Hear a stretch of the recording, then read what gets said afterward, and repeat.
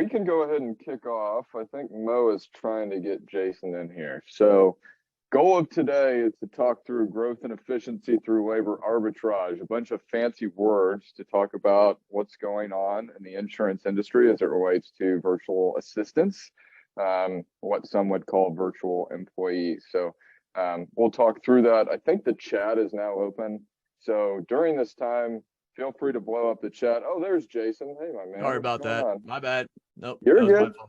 You're good. No worries. Good to have you. So kicking off, growth and efficiency through labor arbitrage. We're going to talk about the virtual assistant channel today. So I think Mo messaged me this the other day. He's like, I could not have think of a better panel for this. And I totally agree. Really, really excited to welcome these folks. We've got Mohamad, Monica, and Jason here, all of which work in the insurance agency world, either own or operate an insurance agency, and work in the virtual assistant world. So if y'all wouldn't mind, Monica, for a bunch of people that don't need introductions, if you wouldn't mind introducing yourself, giving a high-level overview. Monica, we'll start with you guys. You can follow on from there.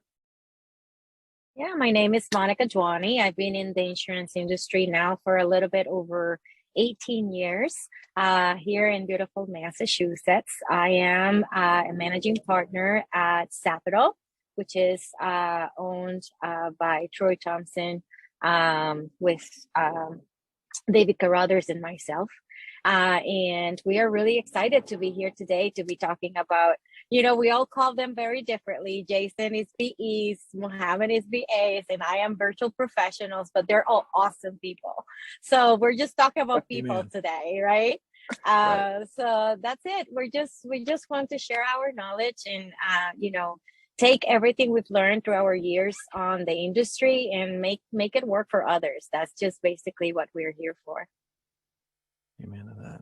I love that, Monica. I actually did not know about the virtual professionals. I knew Jason's terminology. So Jason, if you want to take it from there, give yourself an introduction. Love to hear from you.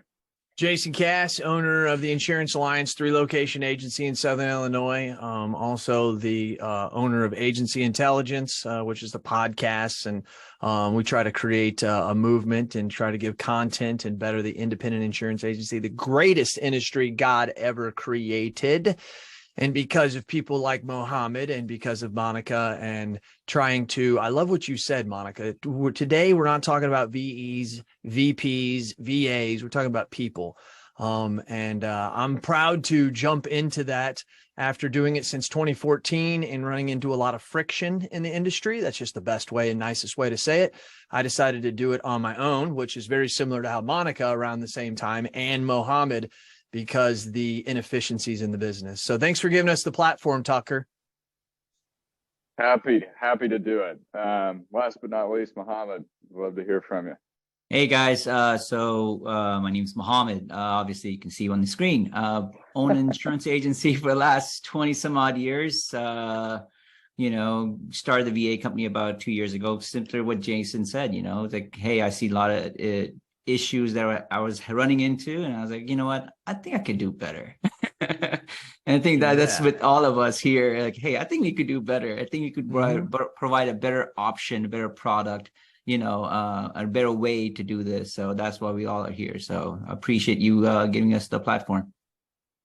Love it. Yeah, we're talking about people today. We're talking about problems. Always good to be in a virtual room with a bunch of entrepreneurs. So I'm going to drop some fire today. Again, if you have questions, comments, we've got a list of questions that we put together.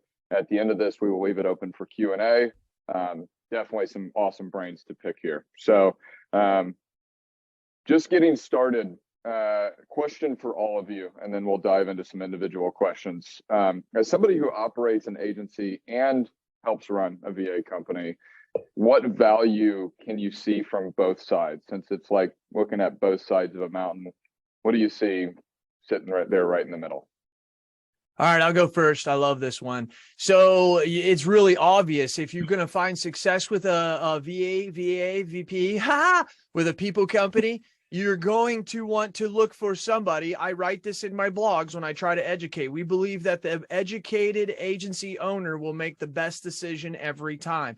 So one of the things that we try to say in there is it's not ironic that a lot of the best VE companies that are the most reputable are agency owners that come from inside the insurance industry. But don't be fooled. There's a bunch of men there that come from inside the insurance industry. But the question you need to ask, did they run an agency? Did they run a brick and mortar shop where they were in charge of processes and procedures and managing people that weren't in a digital environment? Because when you really ask that question, it will separate those who are doing it the correct way and understand what's going on versus those who are not. So it's really important. And then the beautiful of it, part of it for us, is we use our agency as a testing ground when we're trying to create new things for our clients. So there's multiple sides that come from that, the way that I see it. Yeah, piggybacking on Jason, is all about trial and error. You cannot offer something that you have not gone through. So, you know, on our end, operationally, if I've never managed an agency, how can I actually tell my clients how to manage theirs, right? So it is all about being on the trenches, making sure that you understand the front line, because that's where more the issues lie, right? Most agencies operate, but they don't have a process, or they don't have these things written down, or, you know, it's not efficient enough. So it is really important that, you know, in order for us to offer like the best of the services, that we have lived in being there. And I think I agree with him when he says, you know, make sure that you're dealing with people that been there, done that. And that's kind of like why I think the three of us are having a lot of success in this area, just because we still own our agencies. We're still going through the same problems that we, you know, face every day. We're still dealing with renewals and with like upset clients, and, you know, trying to find efficiencies every day. So I think that makes us, you know, a lot better. Yeah, I think everybody that just spoke, that they're 100% on the money on this side. You know, as coming from both sides, the unique proposition that we bring is that we understand the struggle, right?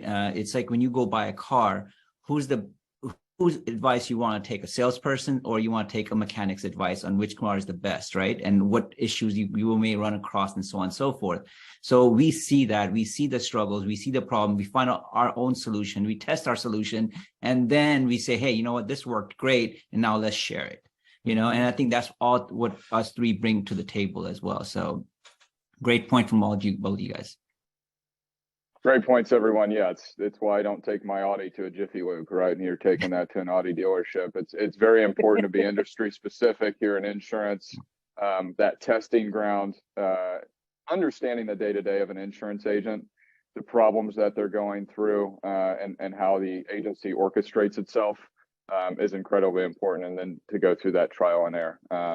So niching our niche a little bit here, I think is a high level overview. So I'm going to shift it. We're going to go into some one-on-one questions with each individual. I will give the others a chance to hop on this, but so this is big. I mean, I didn't even know what a VA was like 3 years ago. I definitely didn't know what a VA in insurance was when I started in insurance about 2 years ago. So Monica, why has the VA word, VP, VE word, or acronym become so big over the last year or two?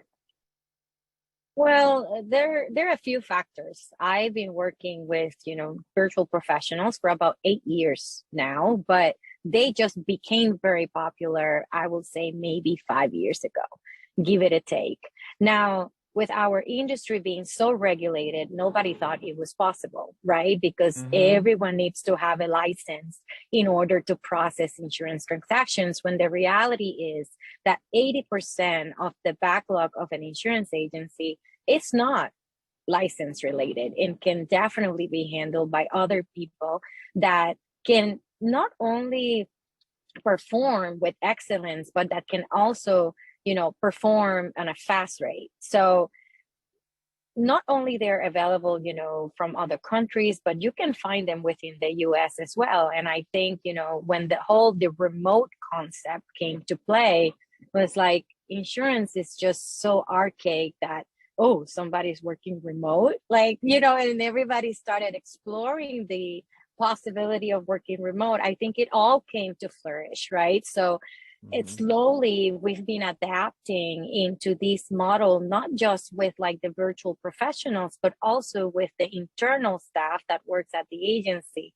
And I think, the seeing that possibility that not only you can have a better work environment, but also you can give opportunities to other people, well-educated people in other countries that are looking also for, an opportunity to work, and you can be that vessel.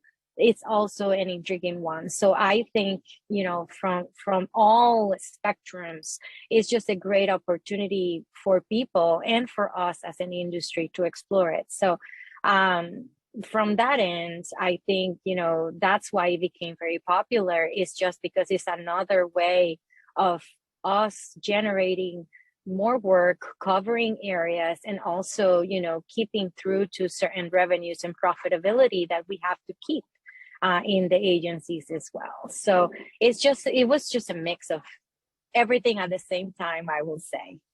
It is. Mohamad, you want to throw anything on that? I love this question. Yeah, I mean, I think a lot of it has to do with technology as well. I used, before I got into insurance, I was an electronics engineer, right? So at that time, we were doing remote, executive employees. And at that time, we were using ISDN. I don't know if you guys remember that or not, but it was a way of doing internet, but it was called ISDN. There was no DSL. It was ISDN. But at that time, remote employees were going on, but it was for the ultra preferred and ultra executives and stuff like that. But now the technology, the internet's getting faster in these remote countries and everything else. I think this is becoming more and more and more popular, and you'll probably see, more. Either third world countries or smaller countries that didn't have access to internet now have access to wideband internet. And, so this is going to get much more bigger, and it's going to make us much more connected as a human, as a community. So that this is the way of pretty much of the future. So that's why it's kind of getting more and more popular. Cost effective also, it's another issue. So, that's also helps out, like Monica said, So I like to study things more and think about more things than I probably should. And the agricultural business, it's something that happened 80 years ago, maybe even more than that, to where you had people who were doing a job that needed to be done more efficiently. You want $1 for an orange, you're going to pay $5 for an orange if we have to still keep the same labor force that we always had. So what we did is we created machinery. And when we did that, those machines needed to be ran. And the people who were most familiar with what was going on, who at one time were picking the fruit, are now going to run the machines, which gives them a better lifestyle. Now, you still have to have those people who are going to work those other jobs. And it only made sense that immigrants have done those since the 1880s, when the Irish came over here, and everybody from Europe. I mean, we're a country of that. And so now what you have is it happened to the blue collar America.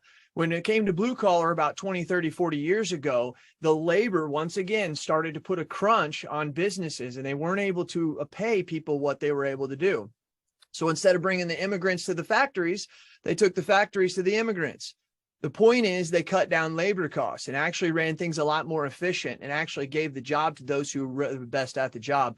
Today's world is just the white collar times. That's all that it is. It's now to where we have moved on, just like agriculture, just like blue collar. White collar has now realized that we can't afford to pay $55,000 a year for someone to answer the phone.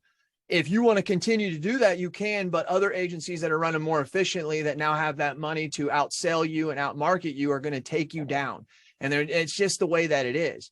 And when you think about, well, this is just a fad, there's 40,000 insurance agencies. If everyone just needs one, that's 40,000 VEs, VPs that are going to be needed. Now, if you think about that, that's not enough. There's not enough VE companies out there. Now, believe me and Monica and Mohamad would love it if we were the only ones, but that's just not the way that it's going to be. So you're going to start to see more of these. And when you do, that's why it's important that you start to ask the right questions. So this has become a hot topic, and it's only going to become more of a hot topic as we start fighting, number one, now a labor shortage, not to mention that now you're throwing in there. And I'm just going to be honest with you. I've told my staff this, and they agree. On the majority of the projects and tasks and processes that need done, my VEs will run circles around my licensed staff. And it's not because they're better, it's because they enjoy the work and it fits who they are. Great answers, everyone. Jason, you always get me fired up. So to give a synopsis there, a highly regulated industry is changing very rapidly. Tech is at the forefront of that. We're seeing labor shortage. We're seeing margins change, increase in competition, which means we have to change the way that we do things to be more cost effective and give new people an opportunity to help us run our business in a better way. So next question here, Monica. I get this, I hear this. I'm worried that when I hire a VE, a VA, a VP, I'm going to have to work behind them. I'm going to have to spend time training them. You know, it's going to be greater than the time that I'll gain. How would you respond to this? Flash news, you do. You do have to spend time with your people. I mean, it's just, are you going to hire a producer and let them run the way they want to run? Or are you going to hire a producer and tell them this is my recipe of success and this is how you succeed in my agency? It's the same. It doesn't matter where they're from, what title they have, licensed or not licensed. The recipe has to be the same for everybody that joins your agency. Having an onboarding process, making sure that you have a defined, set or scope of, tasks that they are going to do. You have to hold their hand. They have to learn your systems. They have to learn your people. They have to know how you operate.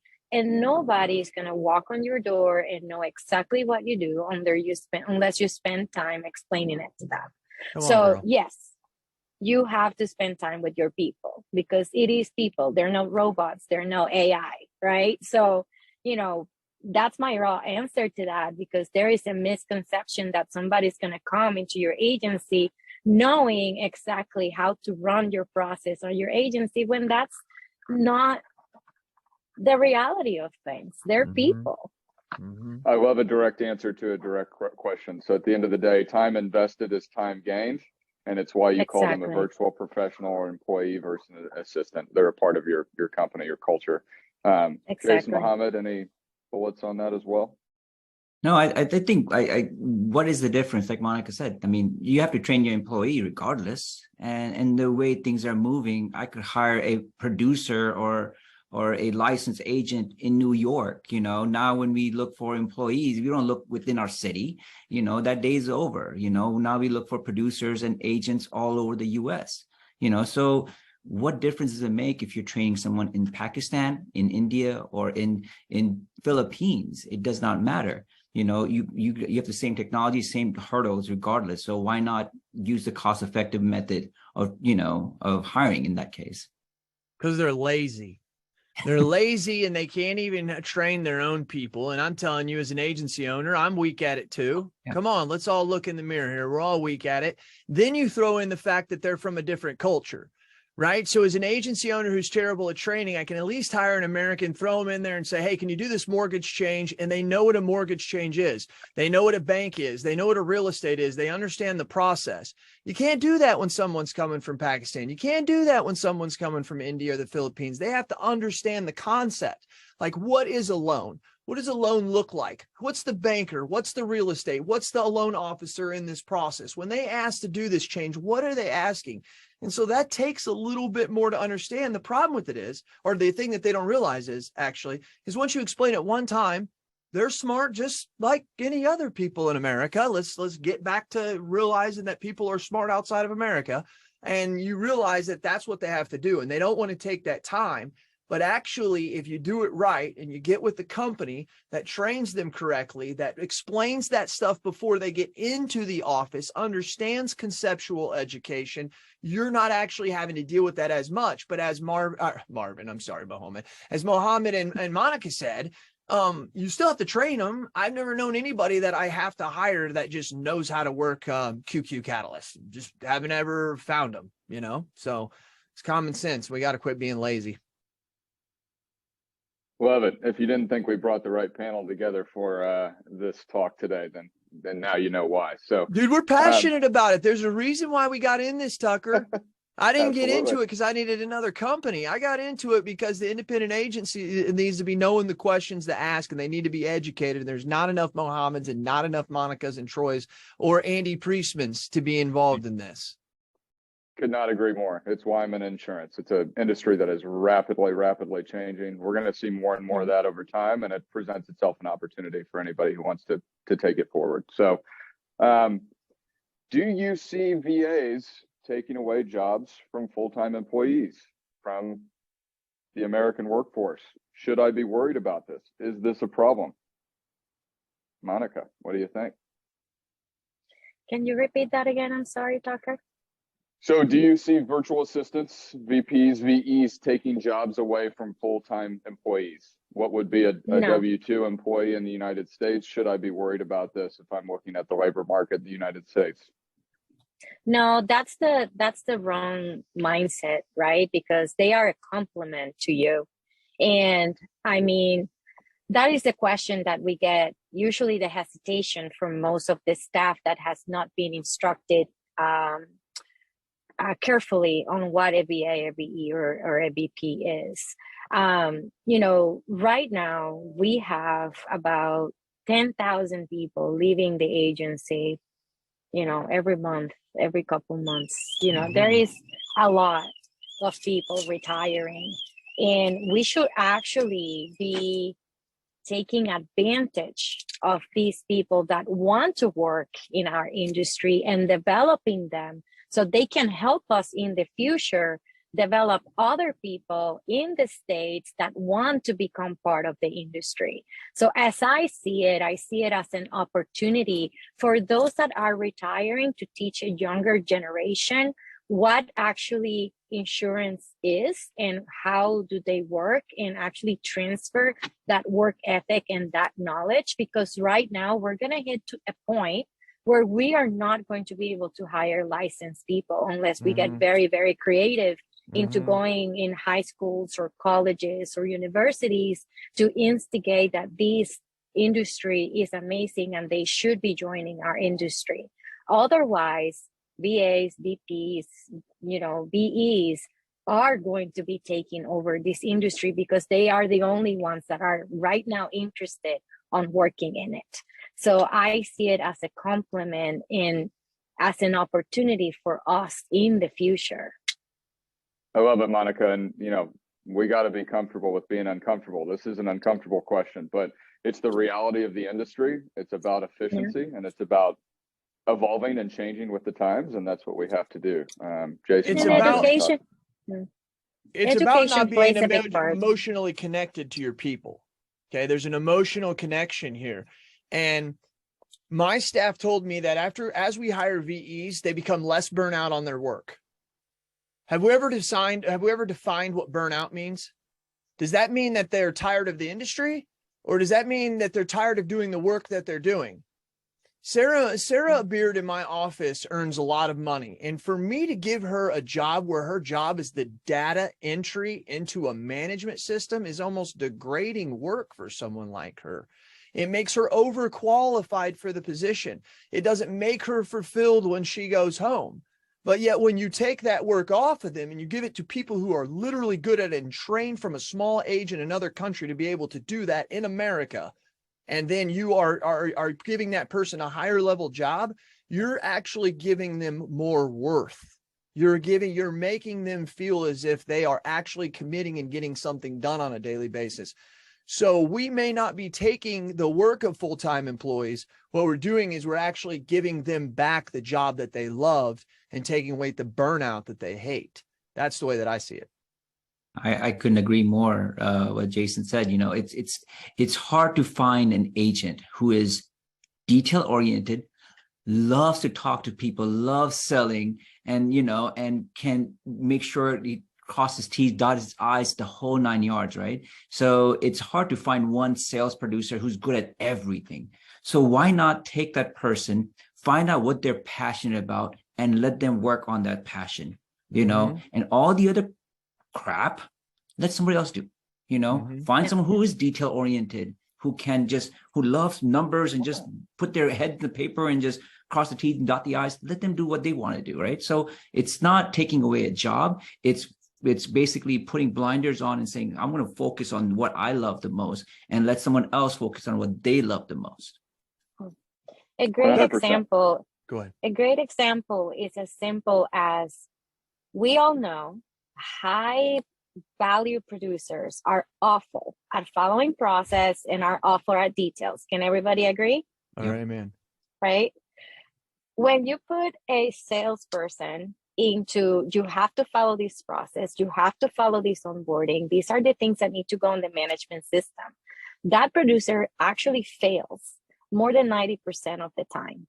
But when you actually set up that producer with a person that can actually take care of their onboarding of a client, or can take care of the intake of that client, that person actually ends up selling more than 60% more that they could possibly do by themselves. So see it as a compliment. You have to find the people that complements you in order to grow. And that's exactly what we are doing, but at an agency scale, not just for each person, right? So the possibilities are endless. We just have to stop with the mindset that this is here to actually take jobs away. It is not. It's to complement how much you staff and yourself can grow if you do the right thing and you learn how to delegate. That's about it. You just have to learn how to delegate.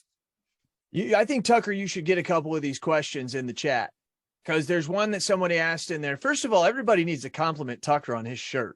I mean, will somebody say something?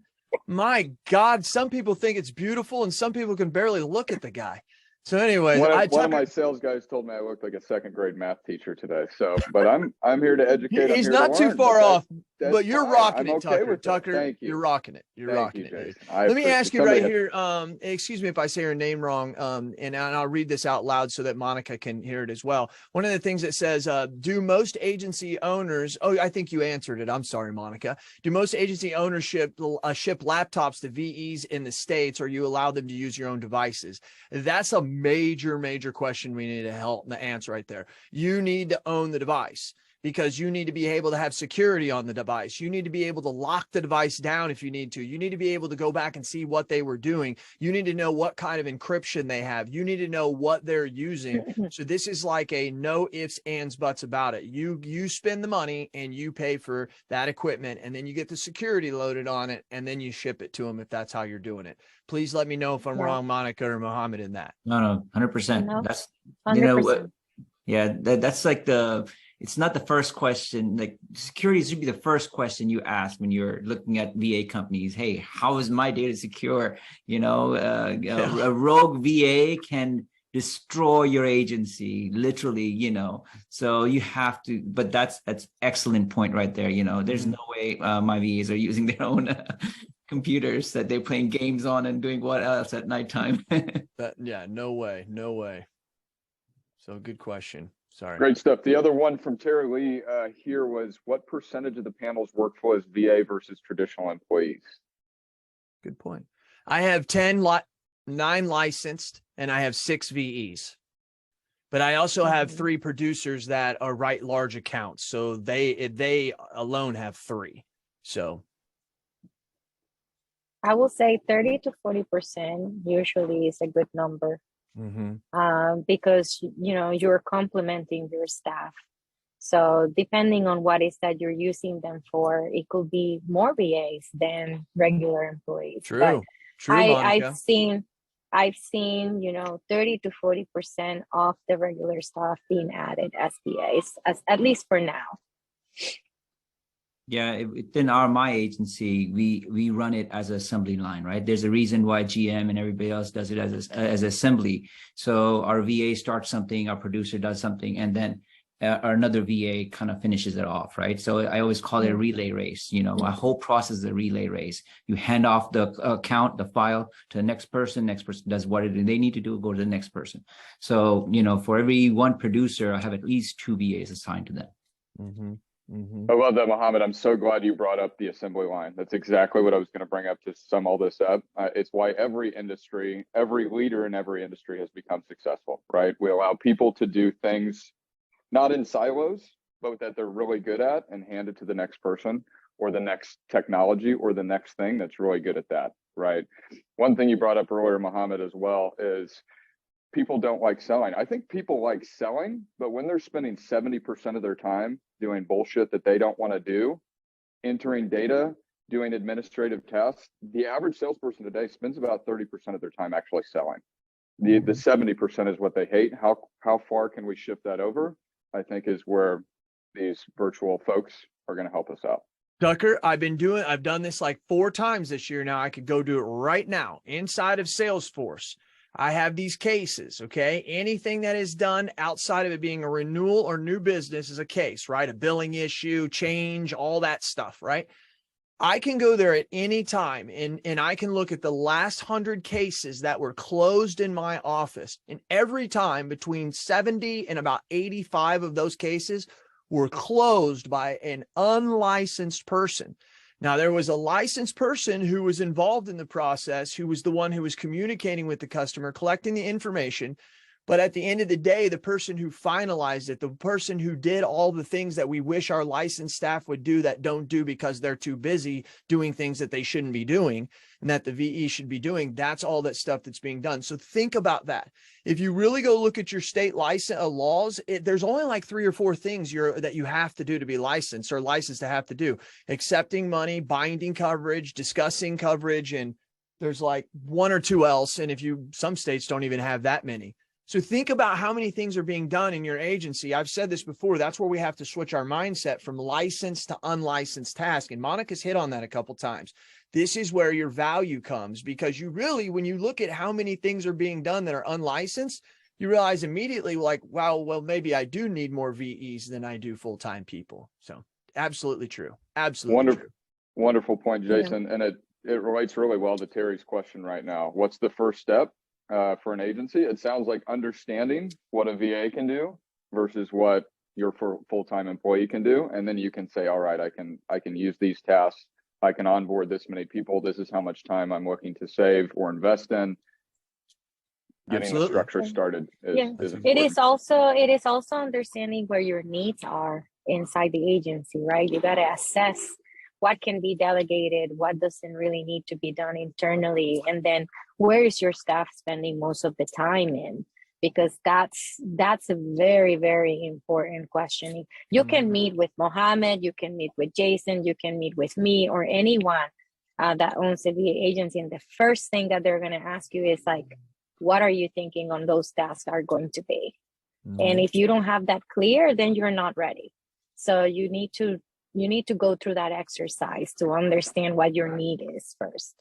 Yep, great book. If you haven't read it, start with the why. We should always do that in any situation, right? So we've got about 23 minutes left. I want to keep things rolling here. So Mohamad, so we talk at InsuredMine a lot about automation, a lot about the things that we can do and the power of automating tasks.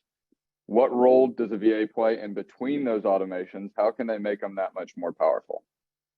I think as automation grows, I think Jason gets geeked out about this kind of topic right here. You know, when it comes to AI or APIs and stuff like that. And I know we talk about this in our AI brain shares and stuff like that. So, you know, I think as the technology grows within the insurance industry, when it comes to APIs or AIs, I think the VA's task would be much more will get centralized, right? It will be much more specific. You know, I'll give you a perfect example.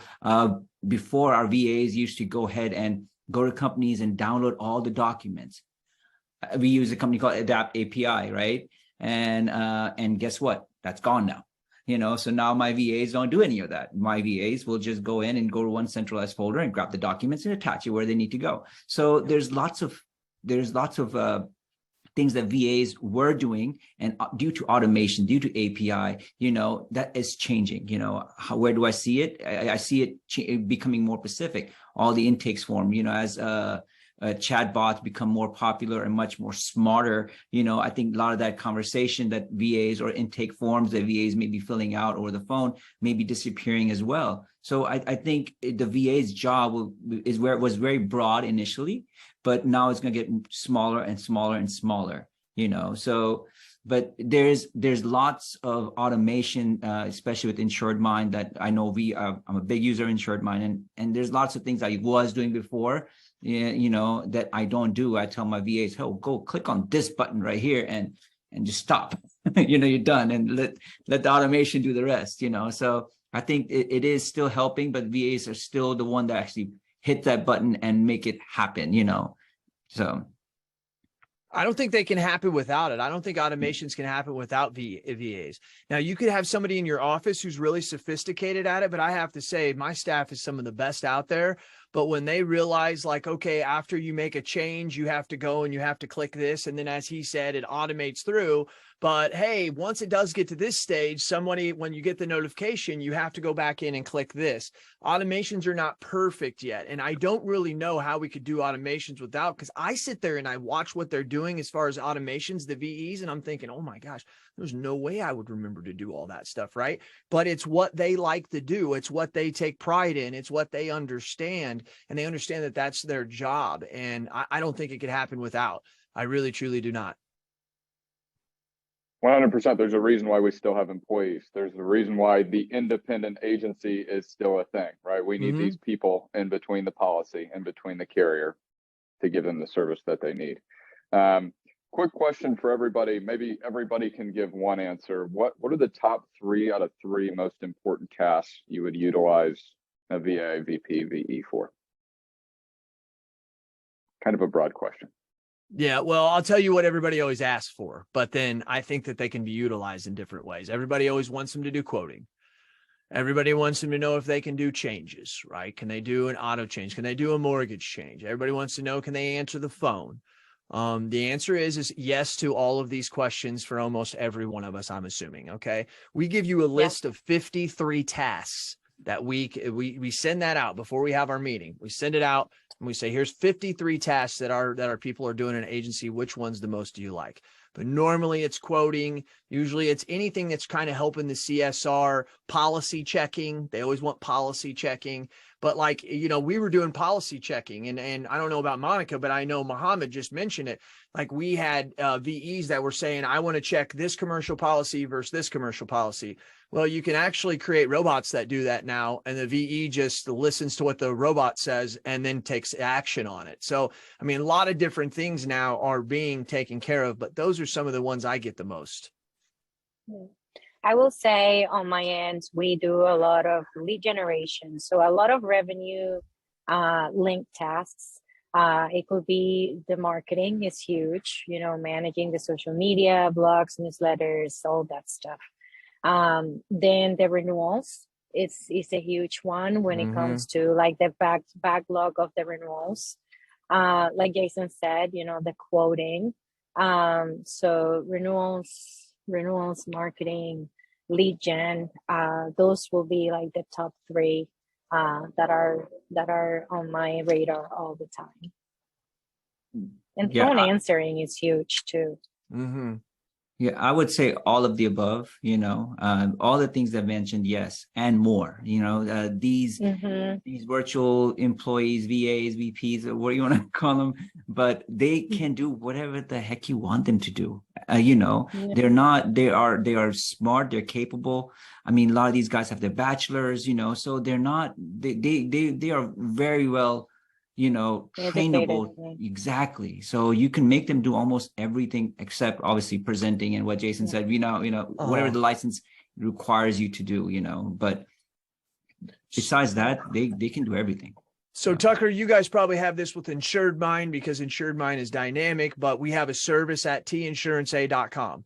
Any kind of correspondence we get, whether it's a fax, whether it's a company sending us commission statements, anything coming from the company goes directly to service@tinsuranceA.com, and all the VEs are notified. And as soon as it happens, they go into a queue and they look at it and they know what they're allowed to do and what they're not. Like, I'm on services, but Marvin is over here on commercial lines commissions, right? Well, he's not going to touch that one.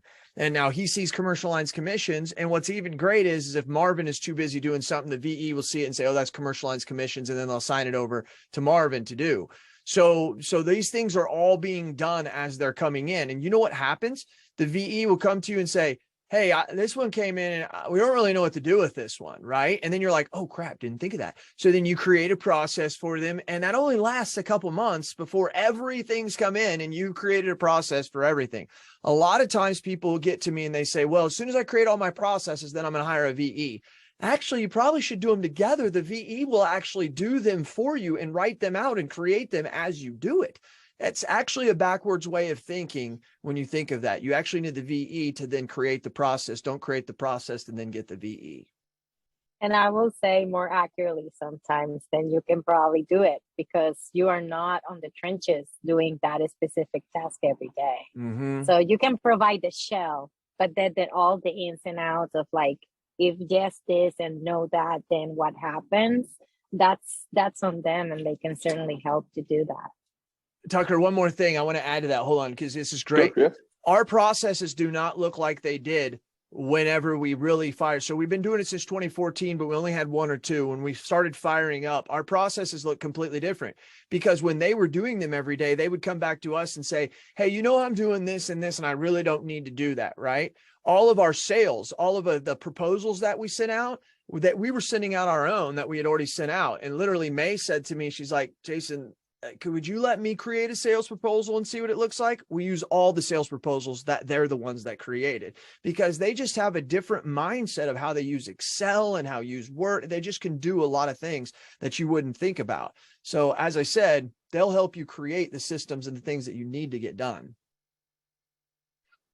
I'm changing the way that I'm thinking about this workforce throughout this webinar. I think everybody is starting to. Again, this is the reason why we're calling them employees and not assistants.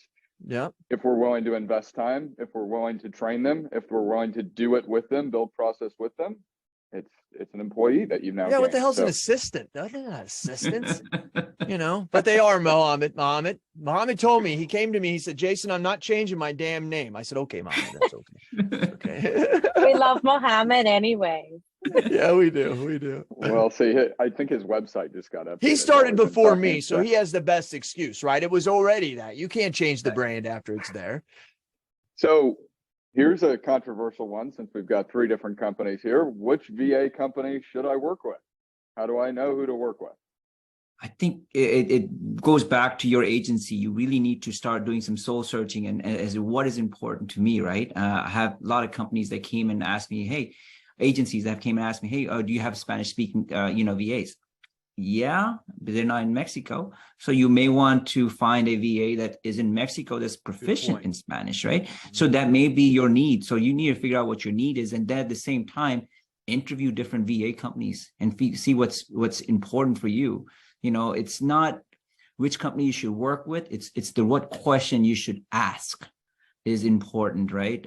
You know, security is, like I said, it's super important.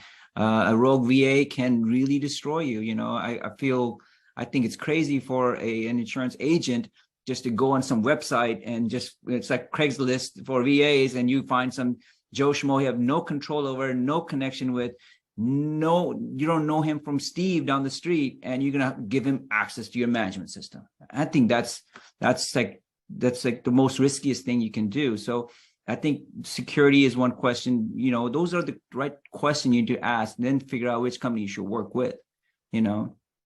Mohamad and Monica, I got this article coming out next week.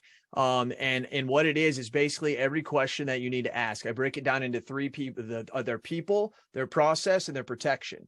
And then I give questions on everything that you should ask on all of these. And I mean, I'm serious. I want you guys to know this is a great thing to have for your industry. But I talked to a guy last night that had $180,000 and he's in a lawsuit with a company that did him wrong. These are real type things. I'm actually sometimes thinking about getting a class action lawsuit on this stuff. The point is there's actually very good VE companies out there. You've got a Cover Desk. You've got Monica Adwani. You've got VA Simplified. You've got Lava Automation. You've got Virtual Intelligence, shameless self-promotion there, right? There's probably some others out there, but I want you to know these are the questions you've got to ask, and you've got to be serious. And there's starting to be a lot of them that are coming from outside our industry, like they're doing healthcare or they're doing lawyers and stuff. You guys all know that there's no industry like the independent insurance industry, right? We are our own breed, and they have to be trained that way, and they need to come with that kind of backing. This is a very, very important question when you ask about their people, ask about their process, and ask about their protection. That's the important thing. Yeah, and security was one of the biggest issues I had with other VA companies, right? So when we started this one, that was the main goal. It's like, hey, I want protection. I want boots on the ground. I want, a manager, someone who can find this person, go to their house if they did me wrong, and grab them by the collar if it turns out to it. You know what I mean? So you got to have that connection from that perspective, So I think security is one of the biggest questions that every agency should ask every single VA company. How is my data secure? We're in risk management business, guys. So we should be managing our own risk from that perspective. So VAs can be a wild west if you look at it from some point of view. But so that's why you have to really basically figure out who you're going to bed with. And at the same time, contracts, right? I mean, you have to look at your contracts. What happens? You fall in love with this VA 1 year down the road, 2 years down the road, pricing changes. How is all that going to work out? So that's something you really need to look at. Yeah. I think, check mark to everything that Mohamad and Jason said. And then the other thing is the three of us can sit here and tell you why we are so great or why you should work with us. But the reality is that you're not hiring me, you're not hiring Jason, and you're not hiring Mohamad. You're hiring somebody else that works for us. And you should have the opportunity to talk to those people, to talk to those, individuals that are on the roll call to get a job and that are aligned with your agency. So, for us, we take pride on having a process where you interview the people and you get to choose who you want to work with based on your personality. And I think that's really important because, again, we're dealing with people. And you have to make sure that just like you're hiring Joe down the street because you really like his character and you like what he can give, you also need the opportunity to interview the people that, you want to work with. So for us is, having that opportunity of you actually choosing who you want to work with as well, besides everything else that comes with, what Mohamad and Jason said as well. One thing I'd like to add what Monica said is, when it comes to these people, you have to understand some of the mindset of these virtual employees or professionals or VAs that they come from. They're not gonna have the same outgoing, crazy personality as Jason, me, or Monica do. So they are gonna be a little bit more timid. They come from a different background, right? They grew up in a different environment than we did, so they're not going to have that personality that you're looking for that may jive with everybody else. But one thing I've noticed with virtual employees or virtual assistant is they grow, they mold into your agency as you bring them on. They're very timid in the beginning because they come from oh, you're my boss, I should be kind of be somewhat submissive. Well said, Mohamad. But as you bring them on, man, their personality comes out and they fit right in, So just keep that in mind. Interviews are great, but those are just interviews, so they will grow within your agency as their personality develops with yours. They do. Wonderful points, everyone. Ike, did you have a question? I saw you raised your hand. I can allow you to talk if you want to ask a quick question. I just unmuted you. Asking you to unmute now. We'll give you a second. If not, feel free to type something in the chat. You may have just hit it with your elbow. I don't know. Okay. While we wait for Ike, we will keep rolling here. I think we talked about this one earlier when we asked what tasks should be happening. Let's keep things rolling. We do have about 7 minutes left. So here's the question. I think we've answered this a couple times already, but why are we referring to VAs as VEs? I think we know the answer, but Jason, if you want to dive in. Yeah, it's just a morphing, and I'm going to be completely honest, as I always will be. It's marketing. Okay, it's marketing and letting them know what type of person that I regard them to be, right? And professional is not any different than assistant. That is not any different. It just happens to be that when we started our company, we decided, hey, this is the way that we see them. I will tell you, it is an absolute nightmare for us because everybody associates VA, right? So there is huge strength in calling them that. But at the same time, that's the only difference. So I even saw somebody ask there, what is the difference? Nothing. Like there's no difference other than how they are addressed, right? That's all it is. It's all about respect. Respect in the culture that you want to set with these folks, right? They are part of the company. They are an employee, not an assistant. That's wonderful. Right. Can we show a virtual assistant process live? I don't know. Panel? I'll tell you what, if I showed you an auto change process live, it would look very much like the one that your agency does already. 100%. They're an employee. They should be doing the same thing. They're no different. They're not using a different system. There's not like Erie where the agent goes in and Erie where the VE goes in, right? I mean, it's all the same. Yeah. It's the same thing. So, Kimlin, I think that is a wonderful thing to do outside of this webinar with one of these lovely folks, whoever you choose. I'm sure they can show you what their company is able to do. Shameless sales pitch for anybody. Mm-hmm. How do we know how to scale this up? I mean, we talked a little bit about the ratios earlier. You said you had 6 VEs to your 9 FTE full-time employees. Mm-hmm. How do we know how many I should have, when I should add another one? What does that look like? Yeah, it is. That's a tough question. I think right now the thing is, as Monica said, 1 licensed person, 2 VEs. Now, maybe you need 3 for that. Maybe you only need 1. I have 3 big commercial guys, and they're actually they just got their 3rd. So I'm not going to make it seem like they've always had that, but they've had 1 and then they had 2. And they're writing very large accounts, but they're each going to probably have their own. Well, that's not true. They're not. We use them for the tasks that they're good at. So they're not going to each have their own, but it would be a 1-to-1 ratio in commercial. Inside personal lines, we have 2 licensed, and then we would have, I think, 3. I think we have 3 in personal lines too. I think that's where they are. And one of those people also does our commissions and stuff like that. We reconcile commissions, and then it's just given to our COO, who then approves it. Everybody grows at a different rate, and everybody has different KPIs and different ways that they work. You know, some agencies are more fast-paced than others. So for us to sit here and give you a concrete answer on that, we will be lying. Yep. Because every agency just add, their staff as needed, as far as they have reached the productivity level that they like.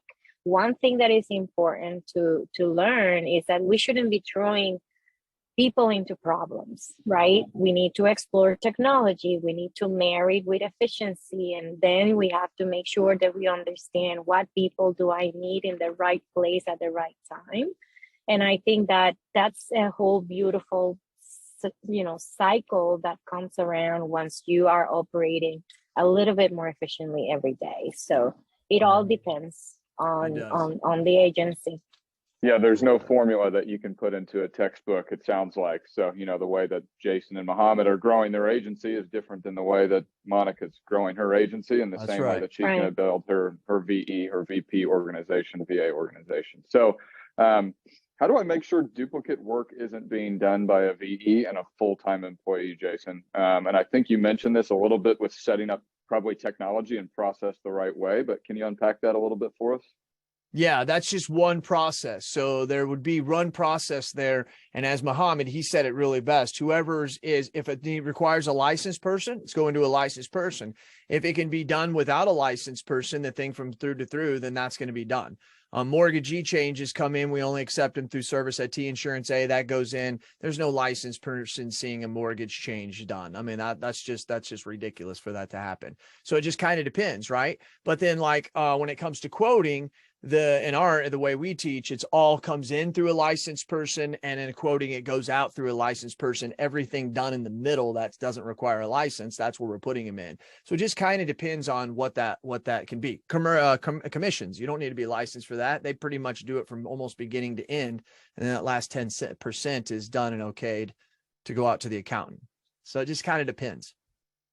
So within InsuredMine, right? So way we have it within our personal line pipeline, we have columns, and those columns are for either licensed task or unlicensed task, right? So if I'm a producer and I'm on looking at this column, that's my column within that pipeline, and that's what I need to worry about. If it goes out of that, I bounce it back and forth, you know. So if it's out, it goes to a VE or VA task, and they'll work on that. And so you can make sure within your process that this does not overlap. There's no duplicate work from that perspective, you know. So it can be done. It's with InsuredMine is very simple. Yeah, and I want to add to that. This is what. Oh, sorry, Monica.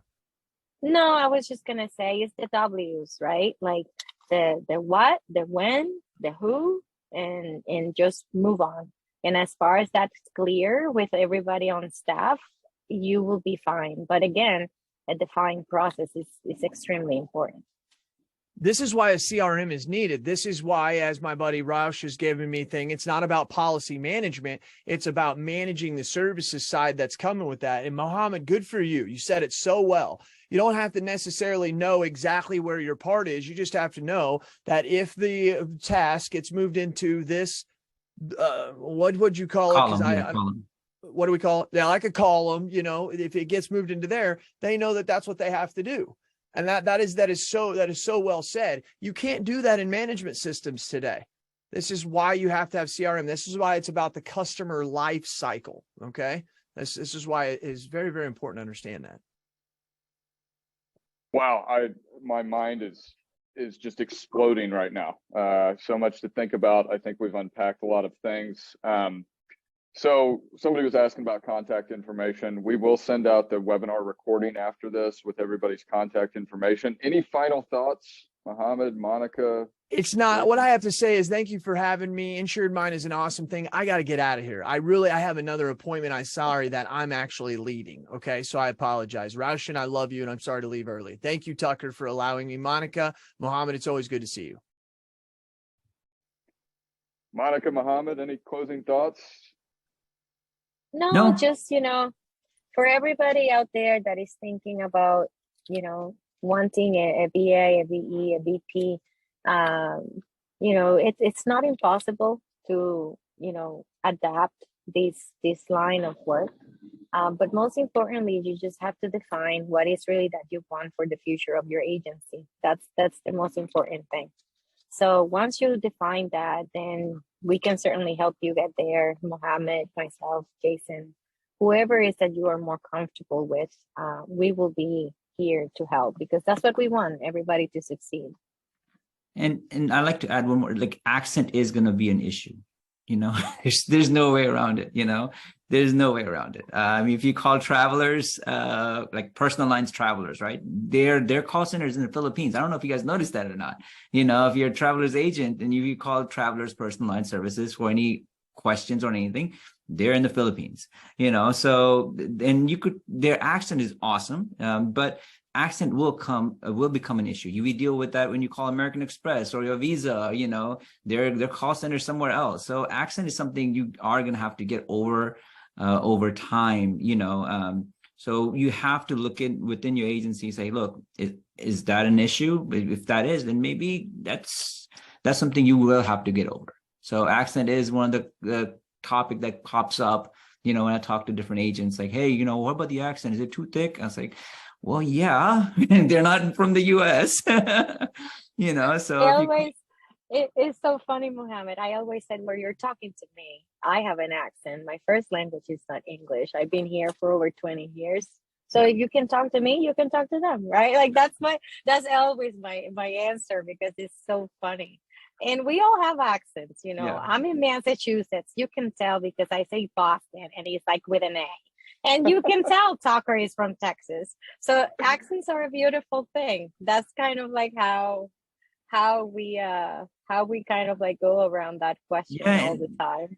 I think you're right, Monica. You said, but everybody has an accent. People in America have an accent. If you take them Yes. outside of the US, they'll say, you're from America because you have an American accent, you know. So I love it. you have to train your ears to kind of listen to everybody differently. So my Midwest accent has dissipated. I now have a Texas accent. I don't know if some of my sales folks would agree that I'm a true Texan, but hey, we're all from somewhere. So wonderful webinar today. This was awesome. We'll send out the recording. If you have any questions, feel free to reach out to these lovely folks and have a wonderful day.